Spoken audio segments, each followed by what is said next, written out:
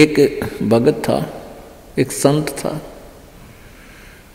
और वो संत पतला दुबला और ठीक सा था, और बाकी वो अपने जैसे किसी वस्तु को कोई चिंता हो जा तो उसके चेहरे की, उसकी फेस की आकृति कुछ अजीब सी रहती है। तो एक भक्त आता था उस संत के पास, बढ़िया फलों के दर्जन फल, सेब संतरे लिया करता। तो वो देखा करता था कि महात्मा जी बहुत चिंतित से रहते हैं और बहुत ही ज़्यादा स्वस्थ नहीं है, सेहत अच्छी नहीं है। और दूसरे भक्त वहाँ दूध लाते थे तो वहाँ डेग सा बढ़ा रहा करता दूध का, फलों की टोकरी बड़ी रहती थी।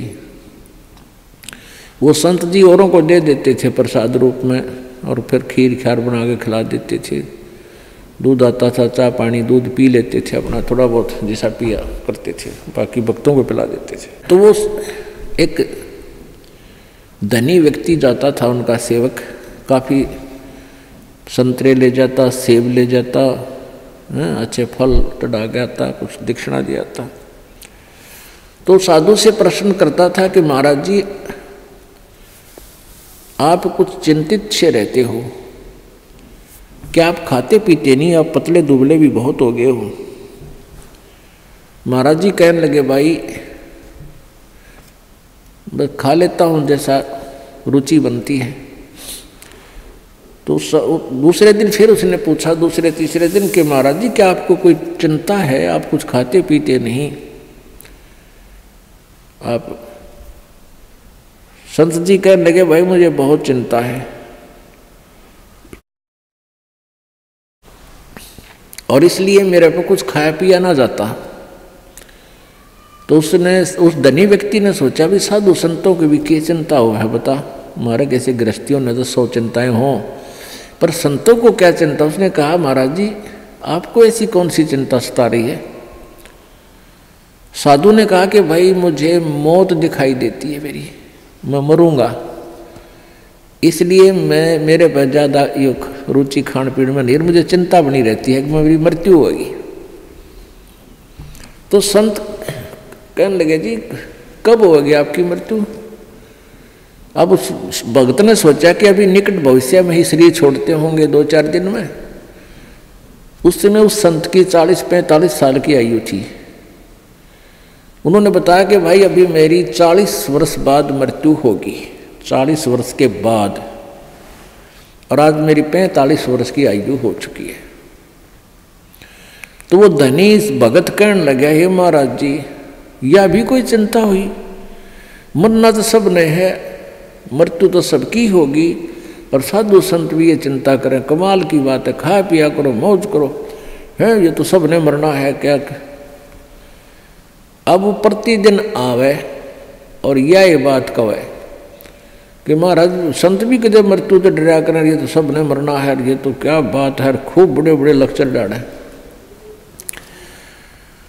अब उस संत ने सोचा यो रोज दुखी करेगा, ले इसकी फड़क निकाल दूं। उसका मित्र था राजा, संत का, और संत ने उस राजा से, मित्र नहीं उसका सेवक था, राजा से कहा कि संत ने कि वो जो धनी व्यक्ति है एक सेठ, उसको फांसी की, सूली की सजा सुना दे, फांसी की, लेकिन तोड़ना नहीं है, उसके लिए कोई समय निर्धारित कर दे, महीने 20 दिन का, और उसके लिए कोठड़ी में बंद करके उसने सारा सामान रख उसके पास, दूध भी फल भी खूब ठाठ रखा, से बढ़िया घी दूध चूरमे खिला उसने।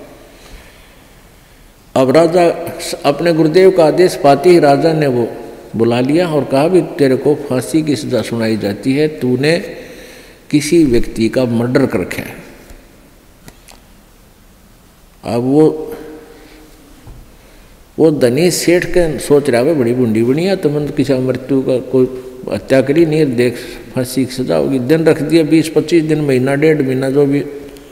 अब वो दिन तारीख दर दी, 25 तारीख 24 10 30 तारीख, वो 30 तारीख रख दी महीने की, या 14 6 8 जैसे भी कोई रख दी।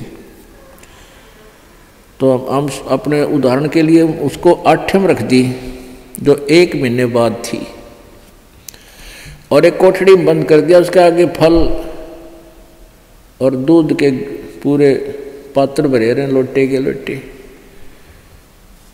जब उस फांसी के दिन में 10 दिन पहले 20 दिन जब उसने हो लिया उसको कैद में, ये पक्का हो गया तेरी फांसी होगी।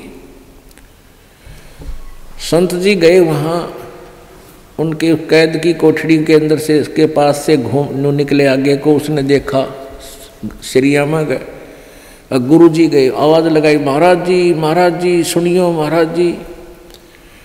महाराज जी वापस आए, वन्य देखे थे को होगा तड़े बोल लेगा, मैंने देखते ही कौन से में है वो भगत। कहा न देखा महाराज जी ने, भाई कौन है तू? अगजी में वो फलाना सेठ से।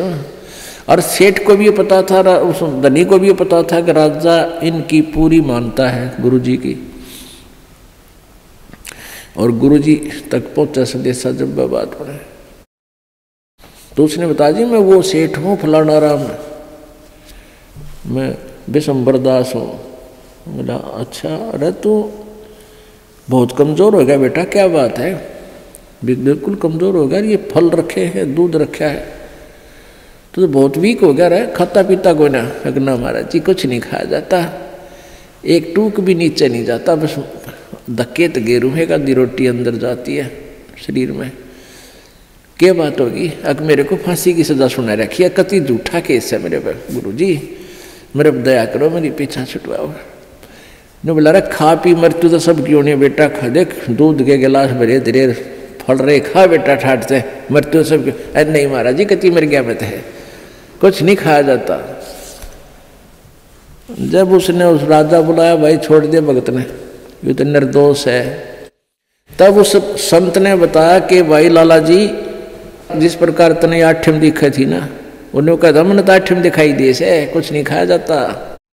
तो बेटा तने जिस प्रकार ये आठम दिखा है ना, क्योंकि आपको पता लग गया निश्चित होगी आठम न तू फांसी टूटेगा, डर बिना कहाँ।